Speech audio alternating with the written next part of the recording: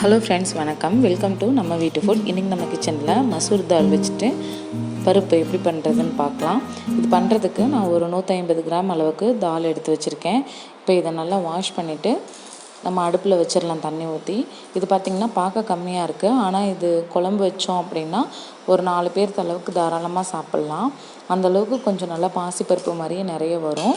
இப்போ தண்ணி வச்சதுக்கப்புறமா வெங்காயம் ஒரு 10 வெங்காயம் எடுத்துக்கிறேன். பெருசாக இருந்ததுன்னா 2ஆக கட் பண்ணிக்கோங்க, சின்னதாக இருந்தால் அப்படியே போட்டுக்கோங்க. காரத்துக்கு 4 பச்சை மிளகாவை அப்படியே உடச்சி சேர்த்துருக்கேன். அதுக்கப்புறமா ஒரு 10 பல் பூண்டு கட் பண்ணி சேர்த்துட்டு கொஞ்சமாக கருவேப்பிலை, கொஞ்சம் சீரகம் எல்லாத்தையும் சேர்த்துக்கலாம். காரத்துக்கு நமக்கு மிளகாய் மட்டும்தான் நம்ம சேர்க்க போகிறோம். அடுத்ததாக ஒரு மீடியம் சைஸ் தக்காளி அதையும் சேர்த்துக்கலாம். உங்களுக்கு மிளகாத்தூள் சேர்க்கணும் அப்படின்னு நினச்சிங்கன்னா ஒரு 2 மிளகாவை கம்மி பண்ணிவிட்டு கொஞ்சமாக சாம்பார் தூள் சேர்த்துக்கோங்க. இப்போது கொஞ்சமாக மஞ்சள் தூள், கொஞ்சமாக பெருங்காயத்தூள், அதுக்கப்புறமா விளக்கெண்ணெய். நம்ம எந்த ஒரு பருப்பு செஞ்சாலுமே கொஞ்சம் விளக்கெண்ணெய் சேர்த்து செஞ்சு பாருங்கள், டேஸ்ட் ரொம்பவே நல்லாயிருக்கும். பருப்பு நல்லா சாஃப்டாக வெந்து வரும். அதே மாதிரி இந்த மிளகாத்தூளோட வெடுப்படிக்காமல் இருக்கும், நமக்கு அந்த காட்டம் தெரியாது, அந்தளவுக்கு நல்லா வெந்து வரும். இப்போ இது எல்லாத்தையும் நம்ம நல்லா கலந்து விட்டுட்டு வேக வச்சிடலாம். இந்த பருப்பு பார்த்திங்கன்னா மேக்ஸிமம் 10லேருந்து 15 நிமிஷம் அதுக்குள்ளேயே வெந்துடும், ரொம்பவே நல்லா வெந்துடும். ரொம்ப நேரம்லாம் ஆகாது, வேகிறதுக்கு டைம் எடுக்காது. இப்போ இது இப்படியே வெந்துக்கிட்டு இருக்கட்டும். இது நம்ம சப்பாத்தி கூட வச்சு சாப்பிட்டாலும் நல்லாயிருக்கும், தோசை கூட வச்சு சாப்பிட்டாலும் நல்லாயிருக்கும். இதுக்கு சைடிஷ் கொஞ்சம் காரமாக செஞ்சிங்க அப்படின்னா கொஞ்சம் நல்லாயிருக்கும்.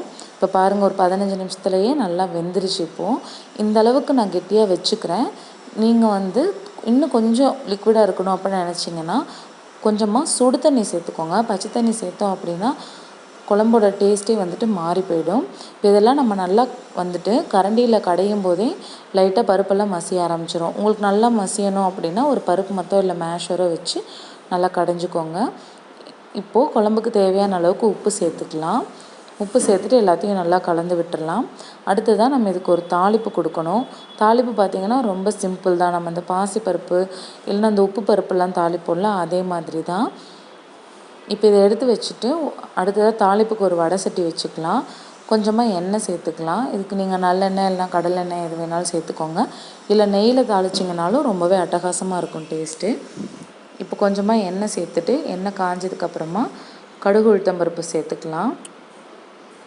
அதுக்கு அடுத்ததாக வெங்காயம், 2 வரமிளகாய் வாசனைக்காக கொஞ்சமாக கருவேப்பிலை எல்லாத்தையும் சேர்த்துட்டு நல்லா வதக்கி விட்டுடலாம்.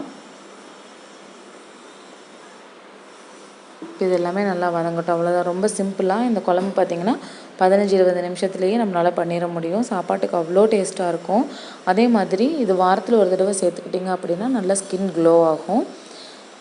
அடுத்ததாக அந்த தாளிப்பை எடுத்துகிட்டு நம்ம குழம்புல கொட்டிடலாம். கொட்டிட்டு ஒரு தடவை கலந்து விட்டுட்டு ஒரு கொதி விட்டு இறக்கணும் அப்படின்னா சூப்பரான மசூர் தால் ரெடி ஆயிரும். இதுக்கு மேலால் நீங்கள் லைட்டாக மல்லித்தலை தூவுறதுனாலும் தூவிக்கோங்க, டேஸ்ட் அட்டகாசமாக இருக்கும். அவ்வளோதான். இதே மாதிரி நீங்களும் செஞ்சு பாருங்கள், பார்த்துட்டு எப்படி இருக்குது அப்படிங்கிறத மறக்காமல் என் கூட ஷேர் பண்ணிக்கோங்க.